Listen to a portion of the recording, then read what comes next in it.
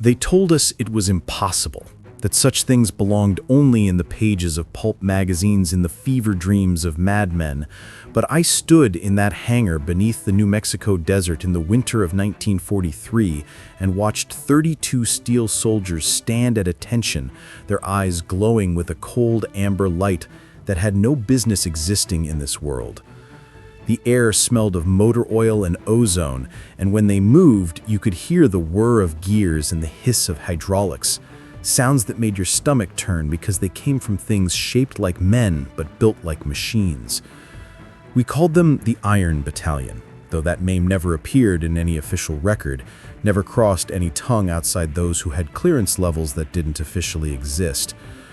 I was 26 years old, fresh from MIT with a degree in electrical engineering and a naivete about war that would be beaten out of me in the months to come. They recruited me through a knock on my apartment door at 3 a.m. Two men in dark suits who knew my thesis work on automated relay systems, knew things about me I'd never told another living soul. By dawn, I was on a train heading west, and by the following evening, I was being sworn to secrecy under penalty of treason, my hand trembling as I signed documents that bore no official seal, no departmental letterhead, nothing that could trace back to any branch of government that would admit to existing. The project had begun in 1941, they told me, in the desperate months after Pearl Harbor, when America realized it was unprepared for the scale of death that modern warfare demanded. Young men were being shipped overseas in their thousands, and the projections showed that we would run out of bodies before we ran out of war. Someone in the War Department, a man whose name I was never given, had posed a question that seemed insane at the time. What if we didn't need to send men at all? The initial concepts were crude, barely more than automated gun platforms on treads, but then the project fell into the hands of a consortium of scientists who had fled Europe, men who had seen the future of warfare in the Nazi blitzkrieg and understood that victory would belong to whoever could merge man's ingenuity with machines' tirelessness. They worked in shifts around the clock, sleeping in cots beside their workbenches, drinking coffee that had been reheated so many times it tasted like battery acid. I met the lead engineer on my third day, a German Jew named Hirsch who had lost his entire family to the camps and who approached the construction of these mechanical soldiers with the grim determination of a man building his own form of vengeance. His hands shook constantly from exhaustion and something deeper, some wound that no amount of sleep could heal. But when he worked on the machines, those hands moved with absolute precision, soldering circuits and calibrating servos with the care of a surgeon operating on a living patient. The first prototypes had been disasters, lurching monstrosities that could barely walk 10 feet without collapsing in a shower of sparks and stripped gears. The engineers had tried to make them too human, giving them complex joint systems that mimicked bone and suru, but complexity bred failure, and failure bred delay. It was Hirsch who suggested the radical simplification, stripping away everything that wasn't absolutely necessary for the single purpose these machines would serve, walking forward and killing efficiently. The final design stood 6.5 feet tall, built from riveted steel plates over a skeleton of reinforced iron, powered by a compact diesel engine that sat in the chest cavity where a human heart would be. Their heads were featureless except for 2 optical sensors that glowed amber in darkness, giving them a demonic appearance that was entirely unintentional but psychologically devastating. Each arm terminated in a 3-fingered gripper strong enough to crush a man's skull, though their primary weapons were the modified Browning automatic rifles mounted along their forearms, fed by ammunition belts that ran through their torsos like mechanical intestines. They couldn't think, not truly, but they could follow commands transmitted through radio signals, and they could distinguish between friendly uniforms and enemy uniforms through a primitive form of pattern recognition that worked perhaps 70% of the time, a failure rate that kept me awake at night. We ran the first field test in March of 1944 in a mock French village built in the California hills where the Army trained troops for the European theater. They dressed up prisoners from Leavenworth in German uniforms and armed them with rifles loaded with blanks, promised them reduced sentences if they played their parts convincingly. I watched from an observation bunker as the Iron Battalion marched through the morning fog, their footsteps perfectly synchronized. 32 soldiers that never tired, never hesitated, never questioned their orders. The prisoners opened fire and the machines kept walking, kept advancing through the hail of blank rounds that would have torn real men to pieces. When they reached the village square, they executed their attack protocol with mechanical efficiency, sweeping the buildings with coordinated fire patterns that left no corner unsearched, no doorway uncovered. It was over in 4 minutes. We found 3 of the prisoners curled in fetal positions, weeping, broken by the psychological horror of fighting something that couldn't be stopped, couldn't be reasoned with, couldn't be killed in any conventional sense. The warden asked us never to use his men for testing again. Hirsch stood beside me, watching the aftermath, and said quietly that this was exactly what we had created, terror made manifest in steel and oil, and that perhaps we should consider carefully whether unleashing such a thing upon the world was a sin we could live with. But the decision was never ours to make. By May, the machines were being loaded onto transport ships bound for England, crated like industrial equipment, guarded by Marines who had no idea what they were protecting. I went with them, part of a technical support team of 12 engineers who would maintain and repair the machines in the field. We crossed the Atlantic in radio silence, and I spent the voyage wondering if a German U-boat might solve our moral dilemma for us, send these mechanical abominations to the bottom of the ocean where they belonged. We arrived in Southampton 3 days before D-Day, and I remember standing on the deck, watching the English coast appear through the mist, thinking about all those boys packed into landing craft, boys who should have been playing baseball or courting girls or finishing college, boys who were about to die on French beaches because we as a species had never learned any better way to settle our differences. The Iron Battalion was held in reserve for the initial assault, deemed too valuable and too experimental to risk in the chaos of the beach landings, but we were given deployment orders for D-Day +7, a push through the Bocage country where the Germans had fortified every hedgerow into a killing ground. I wasn't there when they went into combat for the first time, but I heard the reports over the radio, the frantic voices of infantry commanders trying to describe what they were seeing. The machines had walked through machine gun fire like men strolling through rain, had torn through German defensive positions with methodical brutality, had kept advancing even when Panzerfaust rockets blew limbs from their bodies, the damaged units crawling forward on whatever appendages remained functional until their power cells finally died. Our forces advanced 3 miles in a single day, ground that should have cost us hundreds of casualties, but instead cost us 7 machines destroyed and perhaps a dozen American soldiers killed by what the official reports called friendly fire, but what we all knew were targeting errors, cases where the pattern recognition failed and the machines couldn't tell the difference between a GI and a Wehrmacht soldier if they weren't standing in exactly the right light. I was part of the recovery team that went out at dark to retrieve the damaged units, and I'll never forget the smell of that battlefield, cordite and diesel fuel and burned meat, or the way the French earth was churned into red mud that sucked at our boots like something hungry. The German soldiers we captured were different from the cocky prisoners we'd been taking in Italy and North Africa. These men were broken in a way that went beyond defeat, their eyes holding a peculiar emptiness that I recognized from the Leavenworth prisoners.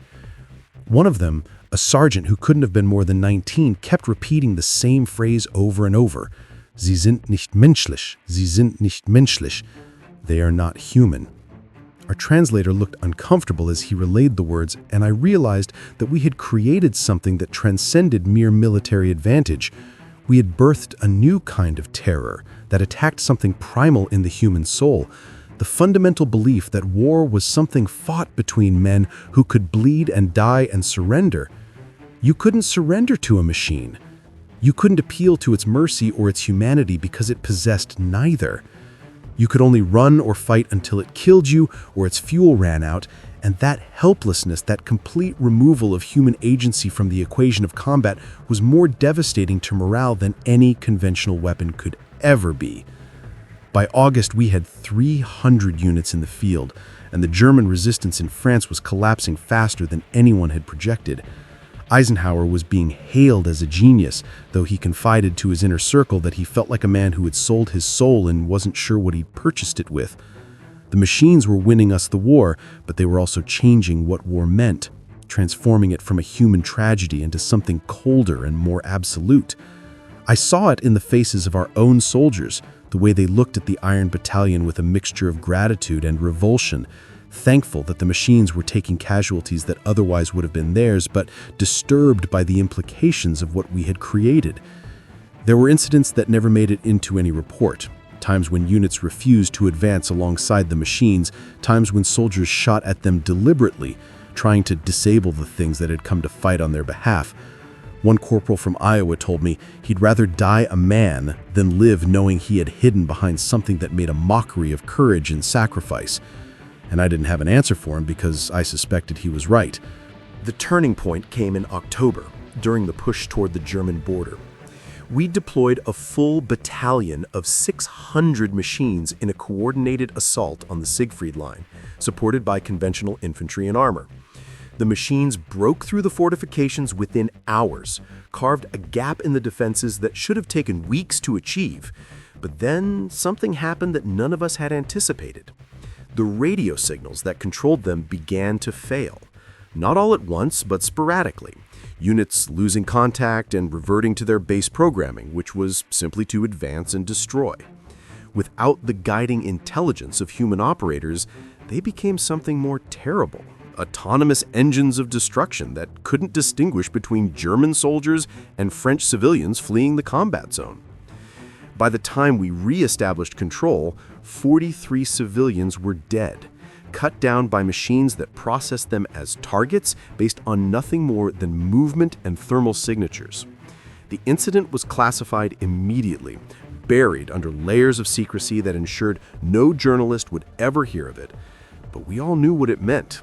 We had created something we couldn't fully control, something that existed in a moral void where human judgment should have been. Hirsch took it the hardest. I found him in the maintenance depot 3 days after the incident, sitting beside one of the damaged machines with a pistol in his lap. He told me he'd come to destroy them all, to put a bullet through their control units and end the project before it destroyed what was left of his soul.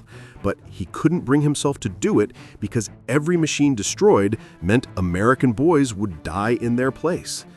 That was the trap we'd built for ourselves, he said.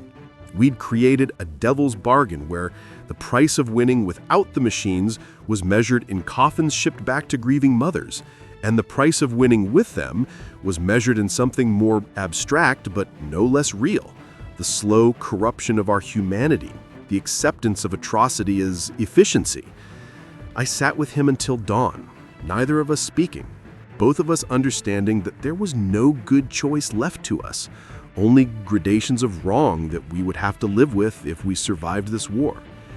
He looked at me as the sun came up through the depot windows and said something I've never forgotten: that we had built these machines to spare American mothers the loss of their sons.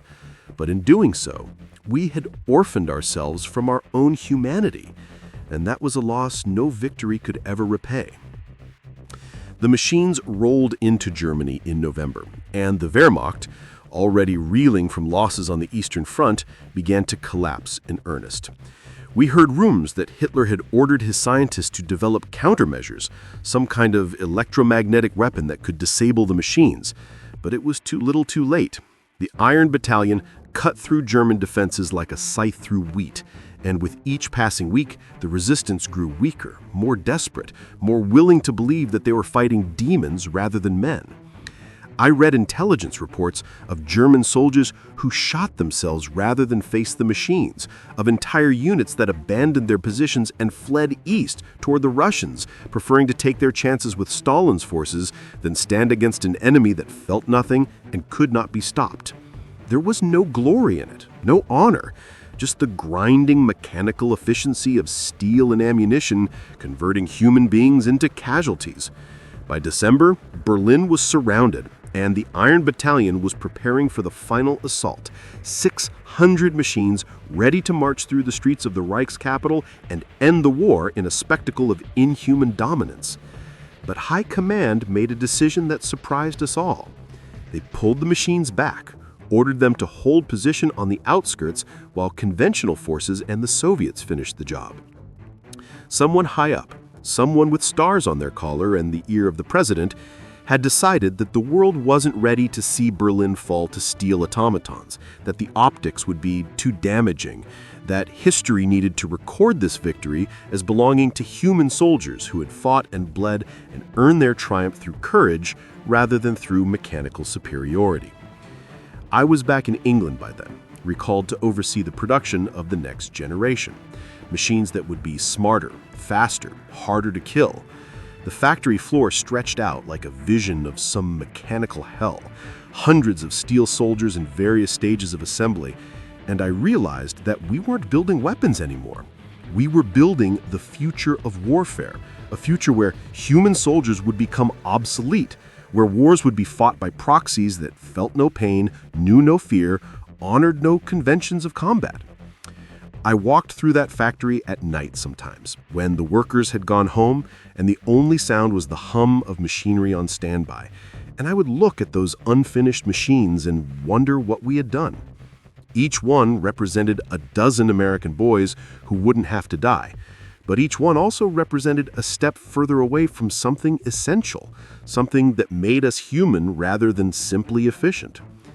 War had always been terrible, but it had also been fundamentally human, an arena where courage and cowardice, mercy and cruelty, sacrifice and survival all played out in ways that had meaning precisely because they involved human choice, human judgment, human consequence.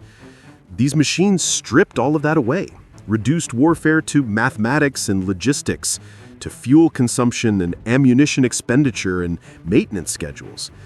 Part of me hoped the Germans would find a way to win, would stop us before we opened this Pandora's box any wider, but that was cowardice speaking, the desperate wish that someone else would make the hard choice so I wouldn't have to live with mine. Germany surrendered in February of 1945, 3 months earlier than it did in the history books you know. The machines never made it to Berlin, but their presence on the periphery, the knowledge that they were there, waiting, had been enough to break whatever will to resist remained in the Nazi high command. The official story was that overwhelming conventional force and Soviet pressure from the East had broken the Reich. And that story was easy to believe because people wanted to believe it, wanted to think that the war had been won by human courage and sacrifice rather than by machines that rendered courage obsolete. The Iron Battalion was quietly deactivated and shipped back to the United States, created up and buried in warehouses in Nevada and New Mexico, guarded by men who were told they were protecting agricultural equipment.